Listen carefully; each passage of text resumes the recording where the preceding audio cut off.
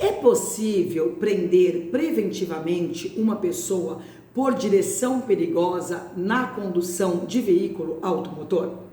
Eu já tive a oportunidade de gravar vários vídeos explicando questões relativas à prisão preventiva. É um tema que sempre gera muita dúvida e curiosidade. Por isso, quem tiver interesse, eu convido desde logo a conhecer o meu canal Simplificando Direito.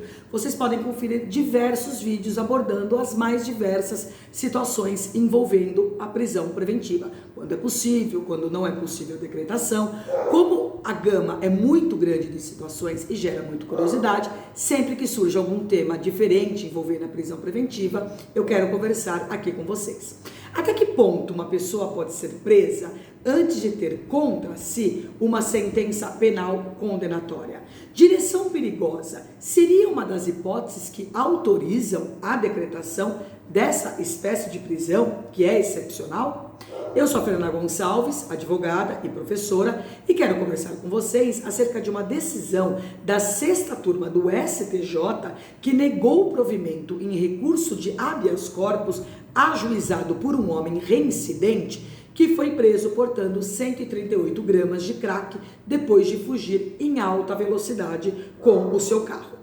As hipóteses que autorizam a decretação da prisão preventiva estão no artigo 312 do Código de Processo Penal, que determina: a prisão preventiva poderá ser decretada como garantia da ordem pública, da ordem econômica, por conveniência da instrução criminal ou para assegurar a aplicação da lei penal, quando houver prova da existência de crime e indício suficiente de autoria. Parágrafo único. A prisão preventiva também poderá ser decretada em caso de descumprimento de qualquer das obrigações impostas por força de outras medidas cautelares. Artigo 282, parágrafo 4º.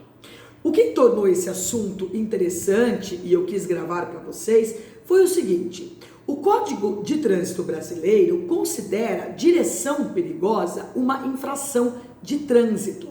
Este termo é utilizado pelo próprio CTB, que impõe penalidades altas, como multas que podem chegar até 10 vezes o valor normal. O motivo, claro, está no risco à vida das pessoas, sempre que alguém incorre em direção perigosa. Essa infração está prevista no artigo 175 do Código de Trânsito Brasileiro. Mas sendo uma infração de trânsito, será que autoriza a decretação da prisão preventiva? Antes de respondermos a essa indagação, vamos verificar o que estabelece o artigo 313 do CPP, que é o Código de Processo Penal. Nos termos do artigo 312 deste Código, será admitida a decretação da prisão preventiva. Inciso 1º, nos crimes dolosos, punidos com pena privativa de liberdade superior a 4 anos. 2. Se tiver sido condenado por outro crime doloso em sentença transitada em julgado, salvo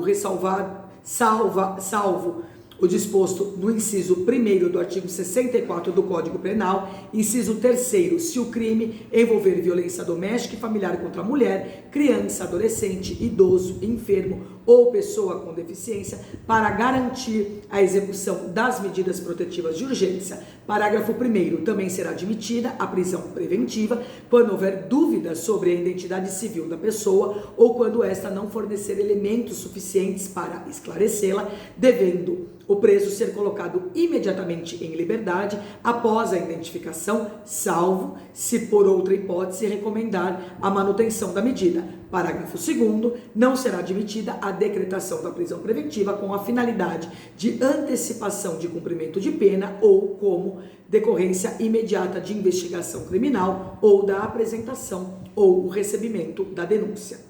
Dito isso, então como é possível que o STJ tenha decretado a prisão preventiva em decorrência de uma infração de trânsito de direção perigosa?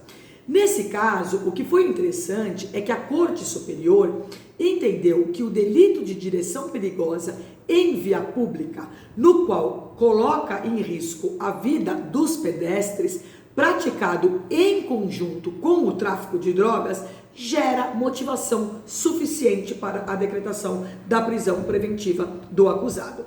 Esse argumento foi utilizado também pelo juiz de primeiro grau e o TJ de Goiás quando mantiveram ordinariamente essa prisão preventiva. No entendimento do ministro relator Antônio Saldanha Palheiro, a prisão deveria ser mantida e ele considerou a fundamentação das instâncias inferiores que eram bem fundamentadas, bem justificadas. Destacou ainda que portar entorpecentes, o fato do motorista portar entorpecentes, ele colocou os pedestres em risco ao dirigir em alta velocidade. E concluiu, abre aspas, inequívoco, desta forma, o risco de que, solto, perpetre novas condutas ilícitas. Desta forma, justifica-se a imposição da prisão preventiva. Essa é uma decisão bastante interessante. Quem tiver curiosidade em conferir, basta acessar os autos do habeas corpus 159265.